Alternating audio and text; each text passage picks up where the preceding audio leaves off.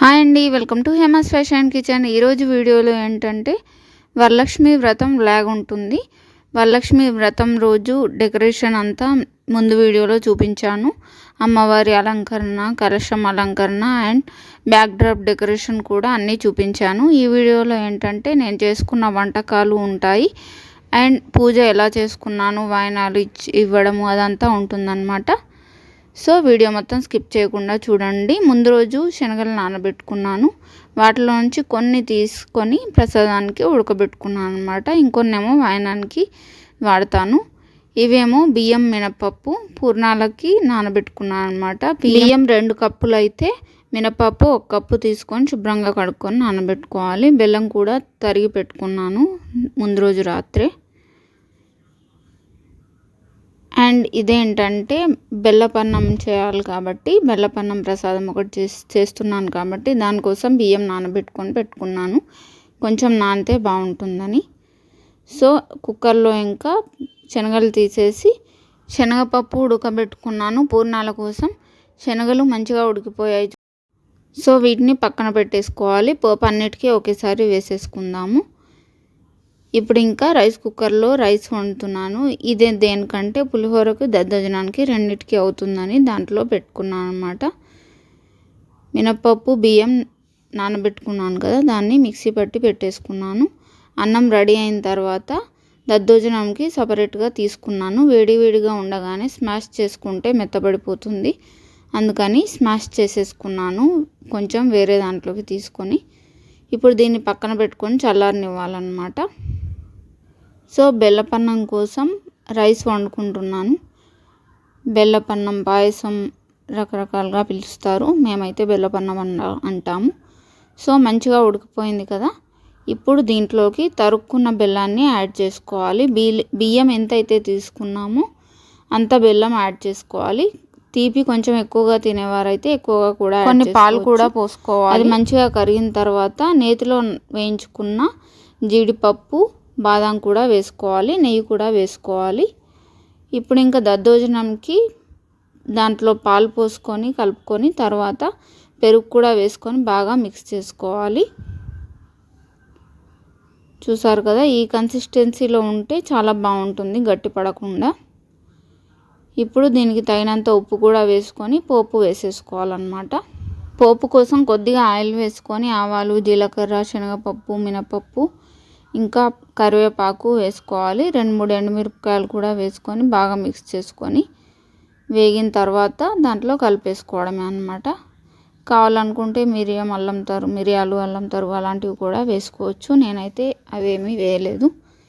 ఇప్పుడు ఇంకా ఇంకో పోపు కోసం, అంటే శనగల పోపు కోసం సేమ్ అదే విధంగా పోపు చేసేసుకున్నాను. పప్పులు యాడ్ చేయలేదు అంతే. తర్వాత దాంట్లో కలిపేసుకున్నాను. సాల్ట్ కూడా కలిపేసుకున్నాను అన్నమాట. ఇప్పుడు ఇంకా పులిహోర కోసం నిమ్మరసం కలిపేసుకున్నాను.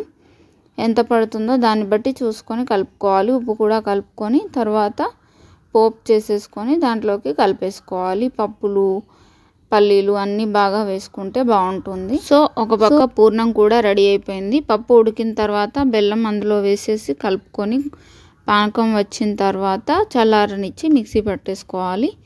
వాటిని ఇలా రౌండ్గా బాల్స్ లాగా చేసి పెట్టుకున్నాను. వాటిని ముందుగా రెడీ చేసి పెట్టుకున్న దోసపిండి ఉంది కదా, దానిలోకి వేసేసుకొని చూపిస్తున్న విధంగా ఇలా కోట్ చేసేసుకొని దాంట్లోకి వేసుకోవాలి. ఈ దోసపిండి కొంచెం థిక్గా ఉండేలాగా చూసుకోవాలి. మన దోశ వేసుకునే మాదిరిలా కాకుండా మంచిగా థిక్గా ఉండాలి. అలా అయితే బాగా వస్తాయి పూర్ణాలు. సో చూసారు కదా, ఇలా మంచిగా కోట్ చేసేసుకుంటూ ఒక్కొక్కటిగా దాంట్లోకి వేసేసుకోవడమే.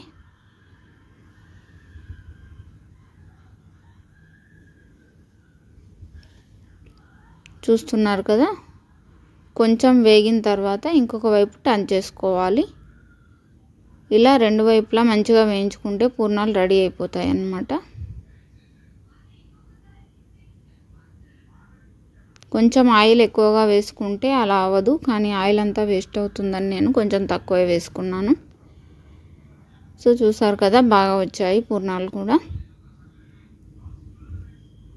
సో ప్రసాదాలు అయితే అన్నీ రెడీ అయిపోయాయి. ముందుగా డెకరేట్ చేసేసుకున్నాం కదా అన్నీ. తర్వాత ఇంకా దీపాలు, పళ్ళు అన్నీ ముందర పెట్టేసుకున్నాము కలశం ముందర. ఇప్పుడు ఏం చేస్తున్నామంటే గణపతిని చేసి పెట్టేశాను. ఒక తమలపాకు తీసుకొని దాంట్లో పసుపు వేసుకొని వాటర్తో గణపతిని చేసుకొని అక్కడ పెట్టుకున్నాను. దానికి బొట్లు పెట్టేసుకోవాలి.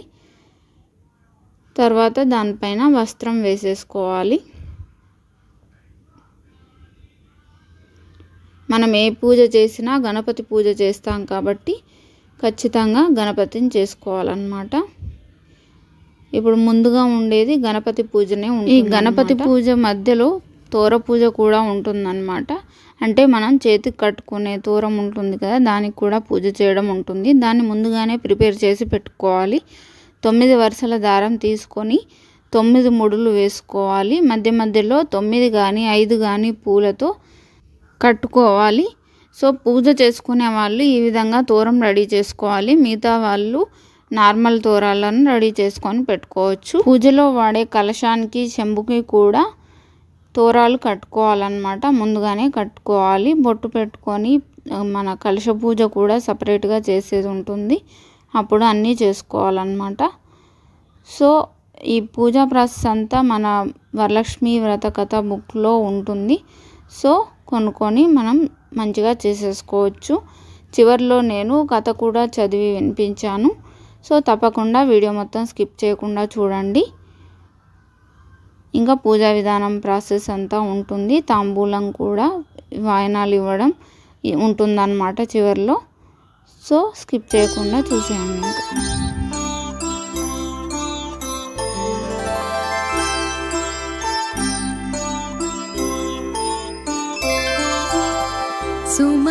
सुमनसवन्दित सुन्दरी माधवी चन्द्रसहोदरी हेममये मुनिगणवन्दित मोक्षप्रदायिनी मञ्जुलभाषिणी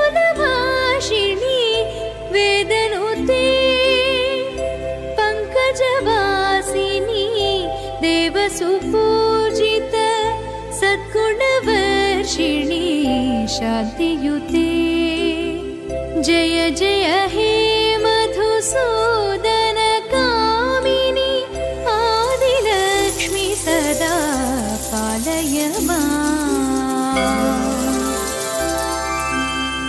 ऐकलिकल्मष नाशरि कामिनी वैदिकरूपिणी वेदमये क्षीरसमुद्भव मङ्गलरूपिणी मन्त्रनिवासिनी मन्त्रनुते मङ्गलदायिनी अम्बुजवासिनी देवगणाश्रित पादयुते जय जय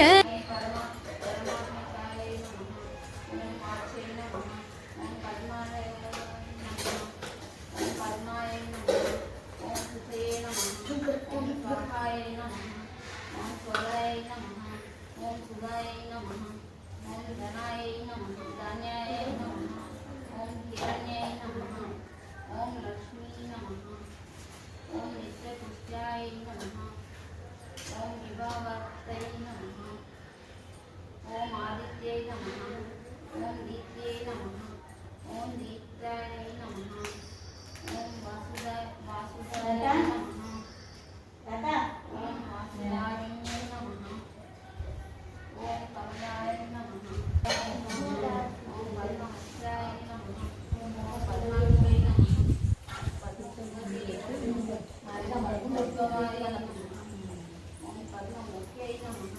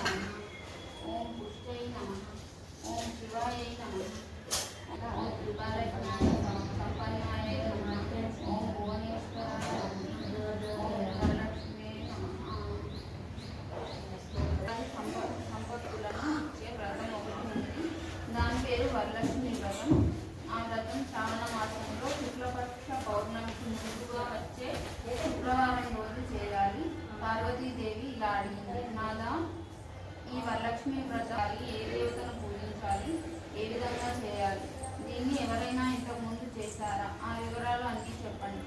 పార్వతీదేవి అడిగిన దానికి శివుడు ఈ విధంగా తెలిపాడు. ఓ కాత్యాయని, వరలక్ష్మి వ్రత విశేషాలు చెప్తాను విను. పూర్వం మగధ దేశంలో కుండిన అనే ఒక పట్టణం ఉంది. ఆ పట్టణం నిండా బంగారు ప్రాకారాలు, బంగారు గోడలు గల ఇల్లు ఉన్నాయి. అందులో చారుమతి అనే ఒక బ్రాహ్మణ స్త్రీ ఉంది. ఆమె పతియే ప్రత్యక్ష దైవంగా భావించి తెల్లవారుజామున నిద్రలేచి స్నానం చేసి పతిదేవుని పువ్వులతో కొలిచి ఆ తర్వాత అత్తమామలకు అవసరమైన అనేక సేవలు చేసి ఇంటి పనులు అన్నీ ఓర్పుతో నేర్పుతో చేసుకుంటూ ఉండేది. అందరితో ప్రియంగా మితంగా మాట్లాడుతూ ఉండేది. ఇంత అనుకువగా ఉన్న ఆ మహా పతివ్రతను చూసి శ్రీ మహాలక్ష్మీదేవికి ఆమె మీద అనుగ్రహం కలిగింది. ఒకరోజు ఆ మహా ఇల్లాలికి కలలో ప్రత్యక్షమై మహాలక్ష్మీదేవి ఈ విధంగా చెప్పింది. ఓ చారుమతి, నేను వరలక్ష్మీదేవిని. నీ నడవడిక చూసి నాకు నీ మీద అనుగ్రహం కలిగి నీకు ప్రత్యక్షమయ్యాను. శ్రావణ మాసంలో శుక్లపక్ష పౌర్ణమికి ముందుగా వచ్చే శుక్రవారం రోజు నువ్వు నన్ను పూజిస్తే నీకు కోరిన వరాలు ఇస్తాను అని ప్రత్యక్షమైన అమ్మవారి ఎంతో మురిసిపోయిన చారుమతి కలలోనే వరలక్ష్మీదేవికి ప్రదక్షిణలు నమస్కారాలు చేసి నమస్తే సర్వలోకానాం జనన్యే పుణ్య మూర్తయే శరణ్యే గంగే విష్ణు వక్షస్థలాయే అని అనేక విధాలుగా స్తోత్రం చేసింది. ఓ జగజ్జనని, నీ కటాక్షం కలిగిన జనులు ధన్యులు అవుతారు, విద్వాంసులు అవుతారు, సకల సంపన్నులు అవుతారు. నేను పూర్వజన్మలో చేసిన పూజాఫలం వల్ల నీ దర్శనం నాకు కలిగింది అని నమస్కరించింది. వరలక్ష్మీదేవి సంతోషం చెంది అదృశ్యమైంది.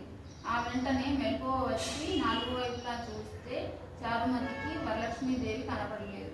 అప్పుడు ఆమెకు అర్థమైంది తాను కల కన్నాను అని. వెంటనే భర్తని అత్తమామల్ని నిద్రలేపి చెప్పగానే వాళ్ళు కూడా చాలా సంతోషించారు. ఈ స్వప్నం చాలా ఉత్తమమైనది. దేవి ఆనతి ప్రకారం నువ్వు తప్పకుండా ఈ వ్రతం చేయు అన్నారు. చారుమతి ఇరుపొరుగున ఉన్న స్త్రీలకు కూడా చెప్పింది. వాళ్ళు చారుమతి ఎంతో ఉత్కంఠతో శ్రావణ మాసం ఎప్పుడు వస్తుందా అని ఎదురు చూడసాగారు. వారు అలా ఎదురు చూసిన పౌర్ణమి ముందు శుక్రవారం రోజు వచ్చింది. ఆ రోజే కదా వరలక్ష్మీదేవి చెప్పిన రోజుని ఎంతో ఉత్సాహంగా చారుమతి మొదలైన స్త్రీలు అందరూ పూజకు ఉపక్రమించారు. సూర్యోదయానికి పూర్వమే నిద్రలేచి కాలకృత్యాలు తీర్చుకొని తలస్నానం చేసి పట్టుబట్టలు కట్టుకున్నారు. చారుమతి ఇంట్లో అందరూ చేరి అక్కడ ఒక ప్రదేశంలో గోమయంతో అలికి ముగ్గులు వేసి మండపం ఏర్పాటు చేశారు. దాని మీద ఒక ఆసనం వేసి దానిపై కొత్త బియ్యం పోసి మర్రి చిగుళ్ళు మామిడి ఆకులతో కలశాన్ని అలంకరించారు. అందులో వరలక్ష్మీదేవిని ఆవాహన చేశారు. స్త్రీలతో పాటు చారుమతి కూడా భక్తి శ్రద్ధలతో వరలక్ష్మీదేవిని పూజించారు. పద్మాసనే పద్మకరే సర్వలోకైక పూజితే నారాయణ ప్రియ దేవి సుప్రీత భవసర్వదా అనే శ్లోకంతో జ్ఞాన వాహనాది షోడోక్షోపచార పూజ చేశారు. 9 సూత్రాలు ఉన్న తోరణాన్ని కుడి చేతికి కట్టుకున్నారు. వరలక్ష్మీదేవికి అనేక రకాలైన పిండి వంటలు చేసి నైవేద్యం సమర్పించారు. తర్వాత ప్రదక్షిణం చేస్తుండగా ఆ స్త్రీలందరికీ గల్లు గల్లుమంటూ శబ్దం వినిపించింది. వెంటనే తమ కాళ్ళను చూసుకుంటే గజ్జలు మొదలైన ఆభరణాలు కనిపించాయి. చారుమతి మొదలైన స్త్రీలు అంతా వరలక్ష్మీదేవి కృపా కటాక్షాలు కలిగాయి అని ఎంతో సంతోషించారు. రెండవ ప్రదక్షిణం చేయగానే చేతులకు దగదగలాడే నవరత్నాలతో కూడిన కంకణాలు మొదలైన ఆభరణాలు కనిపించాయి. ఇక మూడవ ప్రదక్షిణం పూర్తవగానే ఆ స్త్రీలంతా సర్వభూషణాకృతులు అయ్యారు. చారుమతి మొదలైన స్త్రీలు నివసించే ఇల్లు అన్నీ స్వర్ణమయం అయ్యాయి. వాళ్ళకి రథగజ తురుగ వాహనాలు ప్రసాదింపబడ్డాయి. చారుమతి ఇంటి నుండి ఆ స్త్రీలను తీసుకొని వెళ్ళడానికి వారి వారి ఇళ్ల నుండి గుర్రాలు, ఏనుగులు, రథాలు, బళ్ళు వచ్చాయి. ఆ స్త్రీలు చారుమతి కలిసి వారి చేత శాస్త్ర ప్రకారం పూజ చేయించి బ్రాహ్మణోత్తమునికి గంధం, పుష్పం, అక్షతలతో పూజించి 12 కుడుకలు వాయనమిచ్చి దక్షిణ తాంబూలాలు ఇచ్చి నమస్కరించారు. బ్రాహ్మణుడు వారిని ఆశీర్వదించాడు. వరలక్ష్మీదేవికి నైవేద్యంగా పెట్టిన పిండి వంటలు బంధుమిత్రులతో తమ తమ కోసం వచ్చిన గుర్రాలు, ఏనుగులు మొదలైన వాహనాలలో వారి వారి ఇళ్లకు బయలుదేరారు. మార్గమధ్యంలో స్త్రీలు చారుమతి భాగ్యాన్ని తమ భాగ్యాన్ని ముచ్చటించుకుంటూ వెళ్ళారు.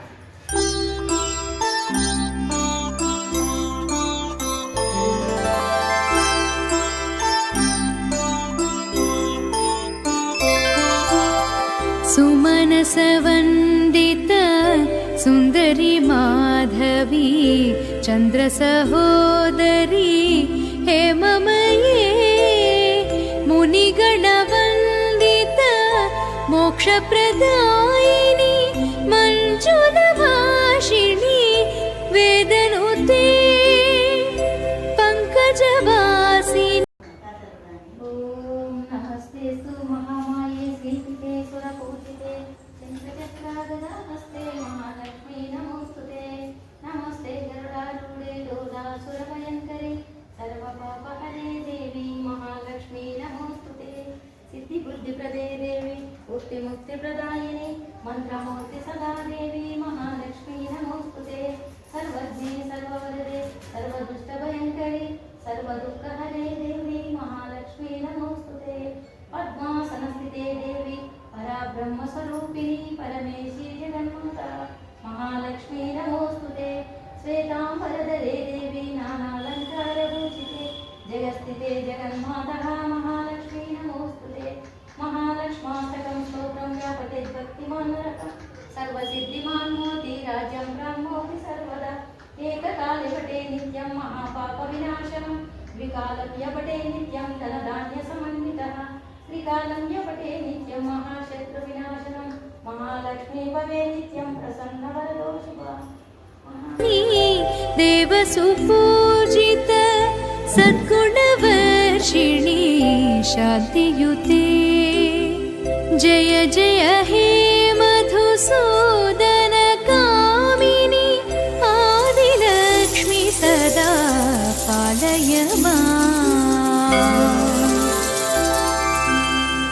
ऐकलिकल्मष नाशरि कामिनी वैदिकरूपिणी वेदमये क्षीरसमुद्भव मङ्गलरूपिणी मन्त्रनिवासिनी मन्त्रनुते मङ्गलदायिनी अम्बुजवासिनी देवगणाश्रित पादयुते जय जय हे मधुसूदन कामिनी धान्यलक्ष्मी सदा पालय माम्।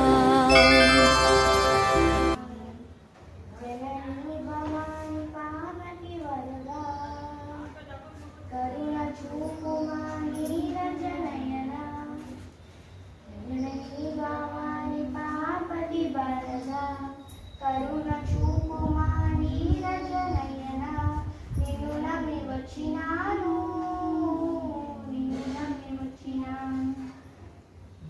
నవ నవ యుగముల త్రిపురాంబ జలచర జగతికి నువ్వే అమ్మ। నవ నవ యుగముల త్రిపురాంబ జలచర జగతికి నువ్వే అమ్మ।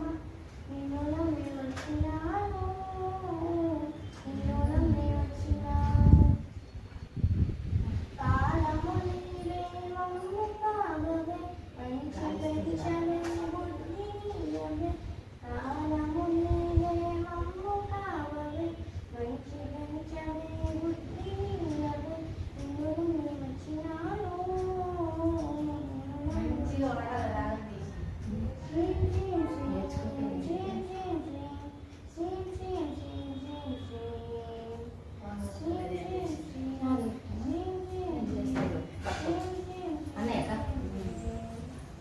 दुर्गीलक्ष्मी वाणी माता दुर्गीलक्ष्मी वाणी माता निन्नमी వచ్చినాను నిన్నమి వచ్చినాను అభయమునియవే పూజ అయిపోయిన తర్వాత తాంబూలాలు ఇవ్వడం అన్నమాట. దానికోసం తమలపాకులు రెండు పళ్ళు, ఒక వక్క పొడి, కొన్ని శనగలు వేసుకోవాలి. అవి కంపల్సరీ వేసుకోవాల్సినవి అన్నమాట. జాకెట్ పీసులు, గాజులు ఇవన్నీ ఎక్స్ట్రా అన్నమాట, ఆప్షనల్. ఇవి వేసుకుంటే వేసుకోవచ్చు, లేకపోతే లేదు. సో ఇవన్నీ మనం వాయనం ఇవ్వాలన్నమాట.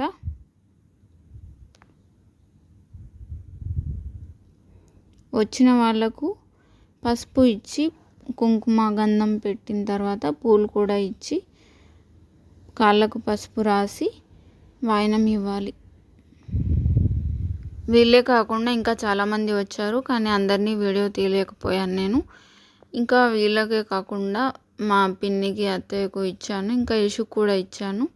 కొన్ని వీడియో తీసాము, కొన్ని తీయడానికి నా మొబైల్లో ఛార్జింగ్ లేదనమాట. సో కొందరివి వీడియో తీసాము.